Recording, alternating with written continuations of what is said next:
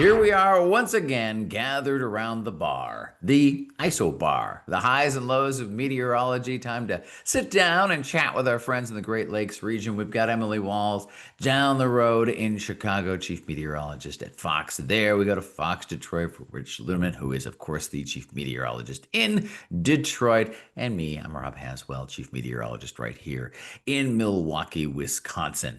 Thank you so much for jumping online again today. Of course. Rob, I'm happy to always, be here. The sun is shining. The sun is shining today, so the colors are popping, and There you go. it's fall. It really is fall. Always count on Rich to have the upbeat attitude. I love it. Particularly since it has been an interesting change of pace in the last couple of weeks. Overall, we've had a relatively mild and somewhat dry fall, but things are starting to change. I kind of want to talk a bit about, how the pattern has shifted here a little bit. But since you brought up the leaves, Rich, I feel like we might be letting the leaf peepers down because I feel like we're just failing to deliver. Is Michigan the same?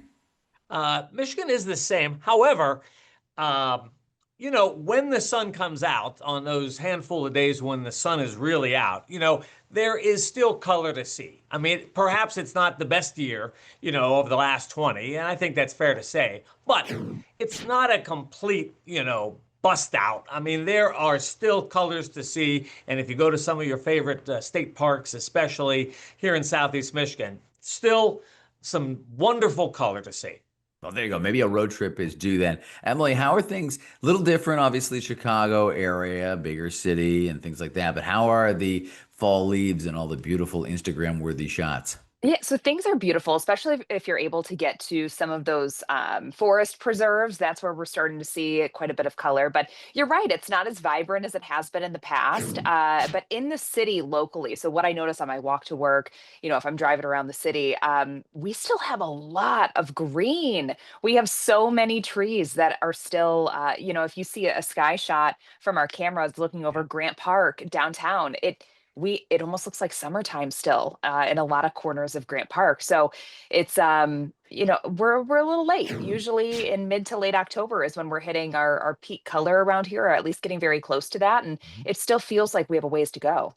There you go. Yeah, I feel kind of the same. Milwaukee Metro maybe a little bit farther along, get a little bit more color going in the last week or so. But yeah, it's been a little bit late, hasn't been as vibrant. And now my concern is, with a couple of windy, colder Mm. days, that we might shorten that season artificially, or not artificially, fully naturally. But, it's going to shorten it for what we would like to see. Places, classic places around here like Holy Hill that have these spectacular views might only get, a few days of it where they sometimes get weeks of it. And then up north, guys, if you remember, we had that freeze. We had a pretty early freeze in northern Wisconsin, dipped down into the 20s for a couple of days early in the month. So that kind of advanced the leaf season up there. And that's kind of an economic hit for some of those northern counties because they get a lot of folks trekking up there to get those beautiful shots. And now that season got shortened rather abruptly. So we'll keep watching it. And of course, we're going to find at least a couple of great shots to put out there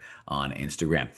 Speaking of the pattern change, we have had a bit of rain. Now, that being said, Wisconsin, good portions of it are still dry to even moderate drought. Down the road in Chicago, pretty much the same, right?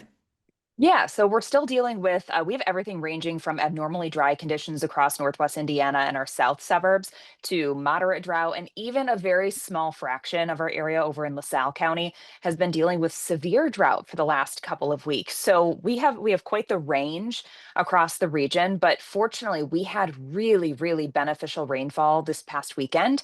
Many locations picked up close to 2 inches of rain. And the beautiful thing about that is not so much that it came over the weekend, but the fact that it came over a 2-day period. So the soil had so much time to be able to soak that in. We weren't really dealing with too many really heavy downpours, which is typical to what we've seen so far this year. So it was a nice steady rain for a good chunk of the weekend. So it's going to be very beneficial. And still today, we're dealing with scattered showers moving around with low pressure systems in the region.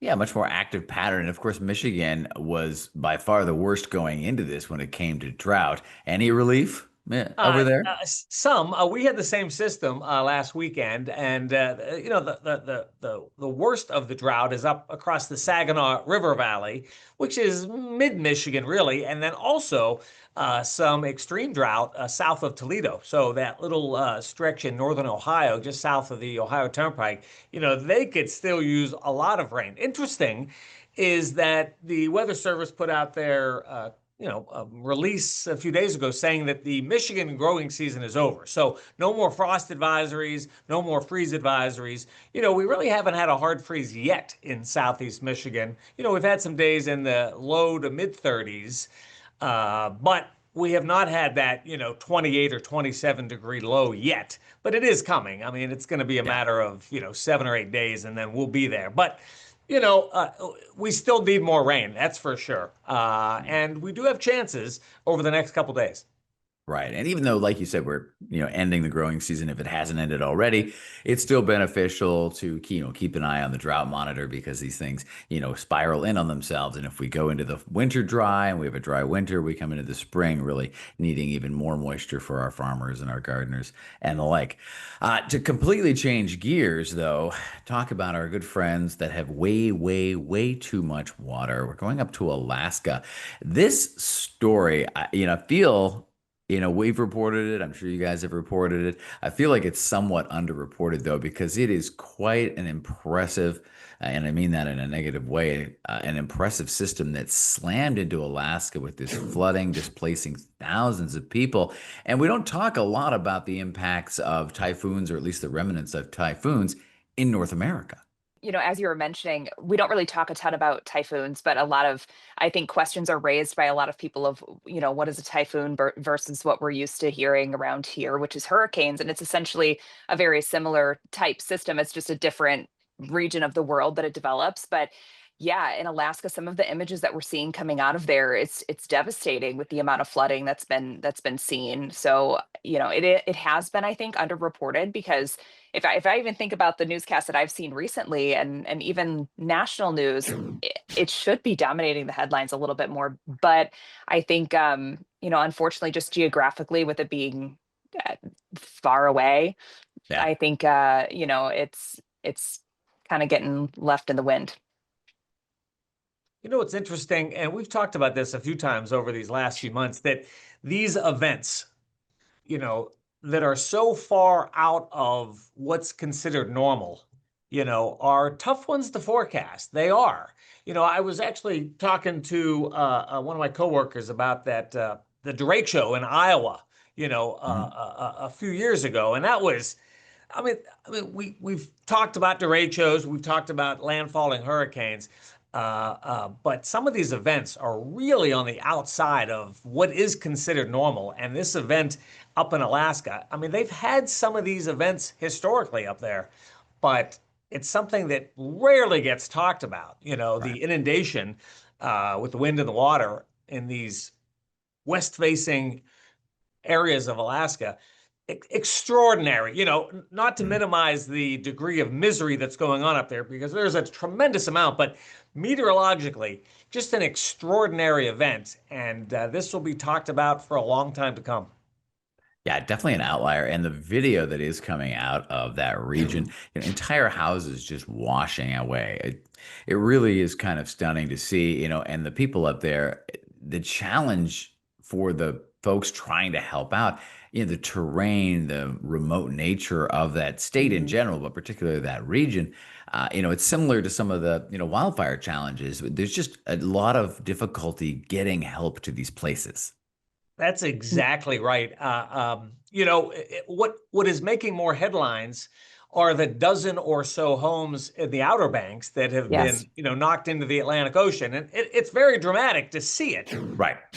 But these remote places in Alaska, it's magnitudes worse up there, and yet, it doesn't get the headlines that Cape Hatteras or the Outer Banks gets. It's Yeah.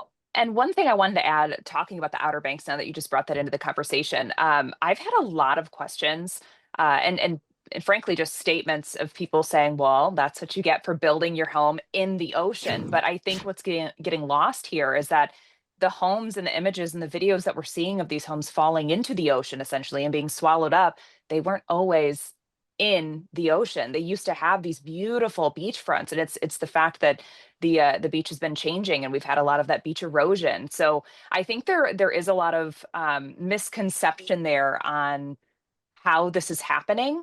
Right. Um, because a lot of people, I think, are assuming that these big, beautiful homes are literally being built in the water, and that's just not what's been happening in the Outer Right. Banks. That's not where they started, right? So, I Right. mean, some of these are like generational homes, and Exactly. when they were originally built, they had, like you said, they had so much beachfront. I mean, there's examples of that. I know, Rich, in particular, because you have, some decades, some times in here in Detroit. Emily, you probably know it from growing up in Michigan, and I've seen it here in my 20 years. The shoreline on Lake Michigan and the Great Lakes has changed. So homes that right now look like they were really foolishly built right at the edge were nowhere near the water's Hmm. edge when they were built. Yep. Yeah, It and it's is. just something that everybody has to keep in mind when you do buy that beachfront property, and that changes are inevitable, and the coastline ebbs and flows over time. So you've Mhm. really got to account for that, of course. That's exactly right, Emily and Rob. There are many websites where you can actually see from year to year, decade to decade, like how Cape Cod changes, like the elbow at Cape Cod. The shoreline changes. Same with the Outer Banks, and you said it, Rob. There are spots on Lake Michigan where it changes. It's not the same year to year, decade to decade, Right. and I think that's going to continue. I mean, there's no reason for that to not continue in the future. I agree. All right. Well, we'll send our thoughts out to our folks in Alaska. We'll keep telling their stories best we can, of course. But as things change with shorelines, so do the seasons change. And now everyone's talking about winter forecasts, whether it's the competing almanacs. There are two farmers' almanacs after all. That was scary, Rich. Winter, just saying that Winter word, is winter. coming. Yes, you're absolutely right. It's not just the what was it, the Game of Thrones or whatever. Winter is always coming, and yeah, it's an interesting season because there are some competing narratives out there. Emily, you brought up this topic when we were chatting as far as prep here. Why don't you lead us off on this?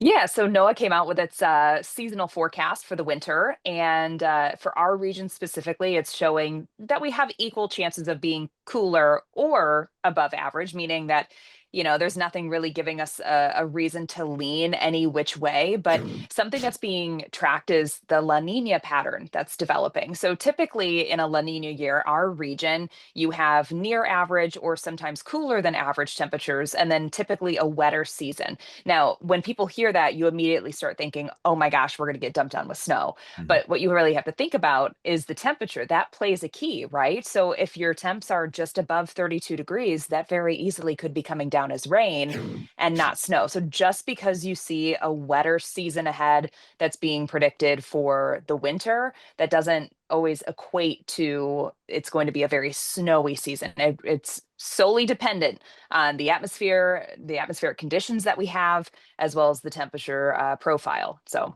it's, not a sure bet of more snow, but we're leaning toward a wetter season. So you can, take that Right. any which way. No, that's a really good point because, it's such a precarious number between, wet snow, snow, rain, freezing rain. That it doesn't take much in the atmosphere to change for those very different types of precipitation to come down.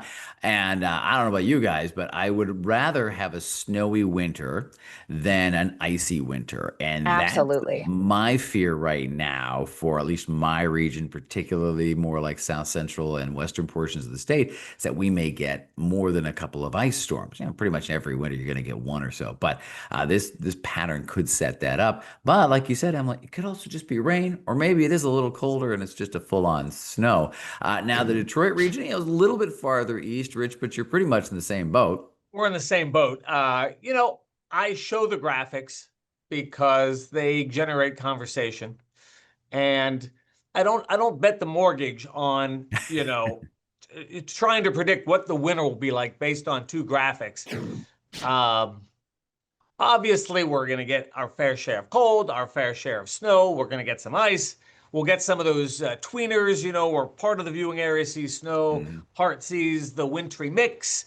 it seems like we get all of that every year, but the first one is always the one that gets everyone's attention. And Yeah. thankfully, that's really not in the immediate forecast. Now, historically, around Halloween, and Emily, you're from this general area. It seems Hmm. like every Halloween is cold and rainy and windy here in Southeast Yes. Michigan. We've had some exceptions because I remember my kids back in the day, not needing a winter coat or not needing a tassel cap over their costumes. But typically for Halloween, it's not so great.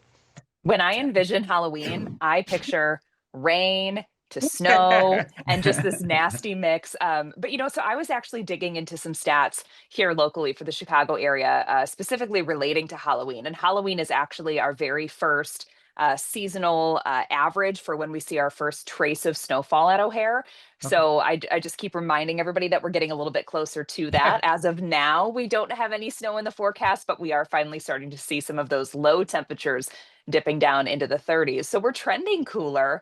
But I think, our perspective here locally in the Chicago area, I think is really skewed on what it should feel like in October because we have had the most beautiful fall.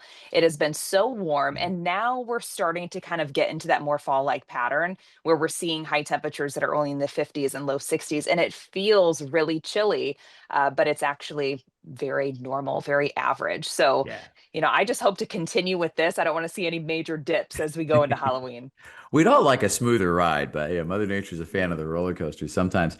And don't you feel like, I think it's what you brought up there, that we've been so spoiled. And don't you feel like a regular winter, just a total average winter would feel harsh because we've really been kind of treated softly or with kid gloves, as the old saying goes, the last couple of winters. Yeah, last winter, I believe the Chicago area only logged 11 or 12 inches of snow, which is so crazy because average is, I believe, in the low 30s. Mhm.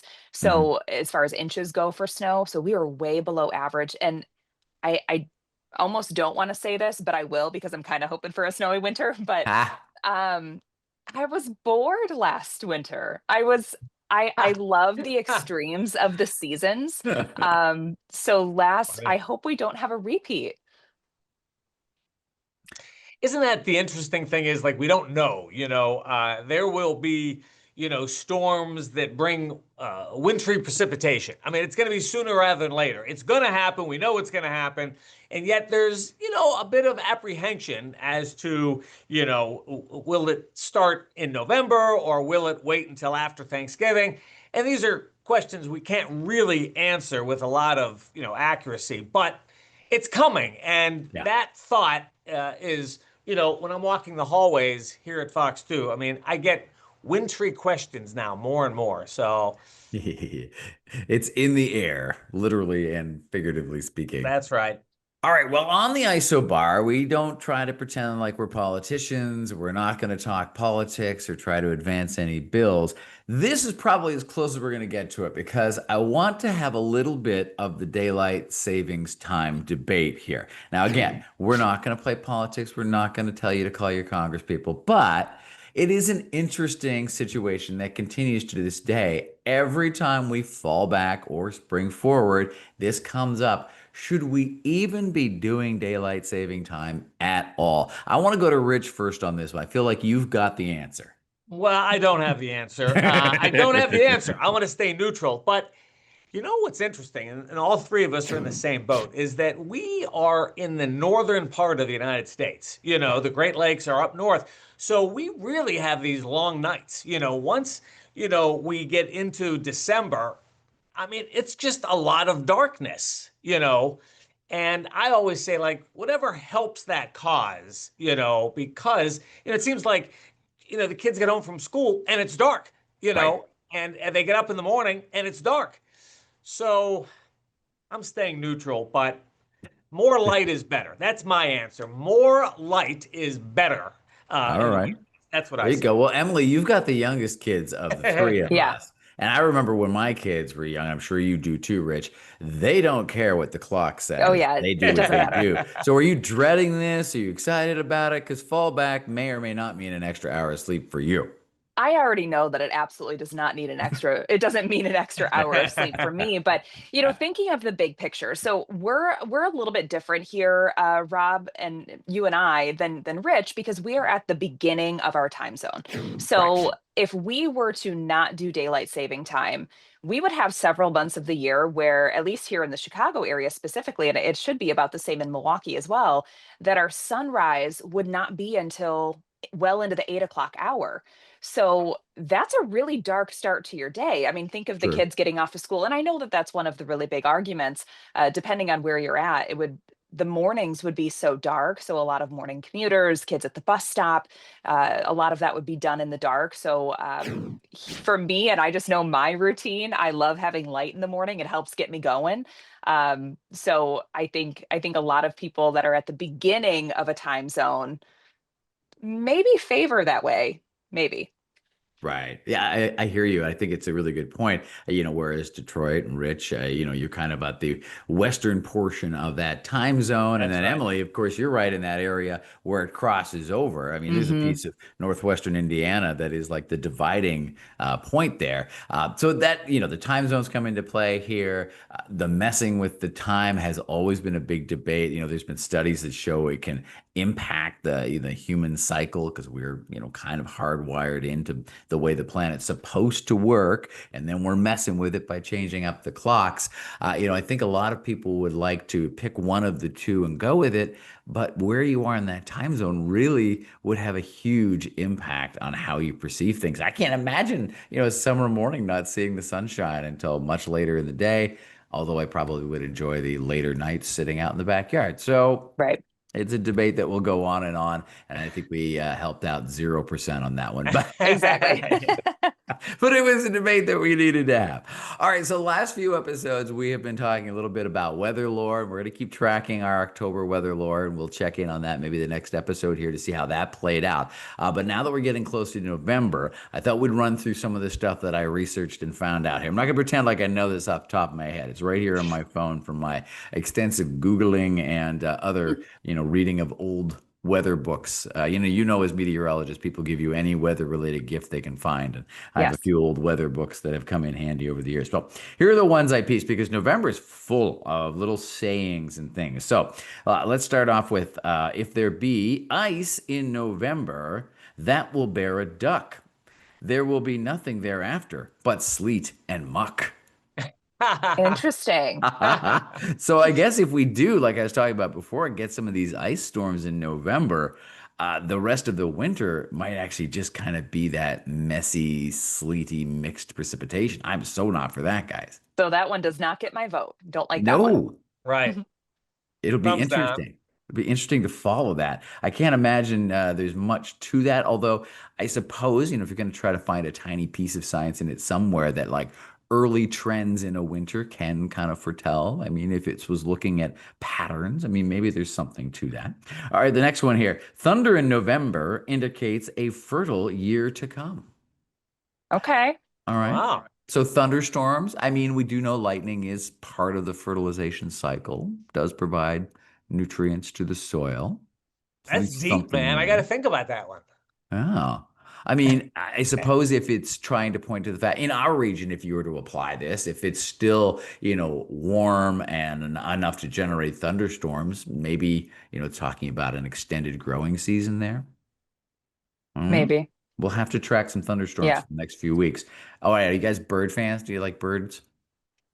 I like birds. I don't know a Okay. lot about birds. Well, yeah, I just like birds of prey. I'm the dad. Oh, look, it's a hawk. And I'm not going to pretend I know a ton, but this one caught my eye because of that. Barred owls, or hoot owls as they are sometimes called, calling late into the fall can signal a rough winter. Hmm.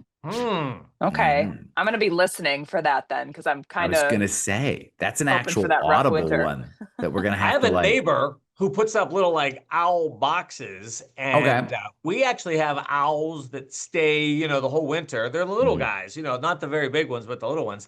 And I'll have to take note of what the owls are doing, two There doors you down go. from me. We want Well, you to I get count it. the hoots that you hear. Okay. Well, Yeah, well, I think it's like how late in the fall. But yes, if you hear some hoots as we get toward Okay. the end of meteorological fall, let's give a hoot, right? I think that one's fascinating for sure, and good that your friends have those owl boxes. Very beneficial. The owls need them, and of course, it helps with the rodent issue in your backyard too. So that's a good thing. Now that we're on the bird topic here, here's another one, and a lot of these have kind of a religious underlying, so they're pinned to saints' days. So there's St. Martin's Day, which is November 11th. And this says, if geese on St. Martin's Day stand on ice, they will walk in mud on Christmas. Well, that goes in line with the first one that you mentioned. Right. Yeah. Right. So there must be Hmm. some sort of historical, at least trend that was noticed by our, forefathers and foremothers, of it being, an early hit of icy conditions followed by Hmm. a pleasant winter. Yeah. All You know, right. what's interesting, Rob, is I'll just get off on a little tangent, but That's okay. That's what we're these here for. these, I mean, we're here in the Great Lakes, and there's a long history of Great Lakes weather because of the sailing and because Mhm. of the shipping that's gone on for hundreds of years. And it's interesting how the farmers and the mariners, and of course the Native Americans, they actually had a feel for these things. I mean, it Right. wasn't throwing darts, but you know, I find it fascinating that, back then when they had the time to document and take note, that they could come up with trends or could come up with, you know, uh, uh,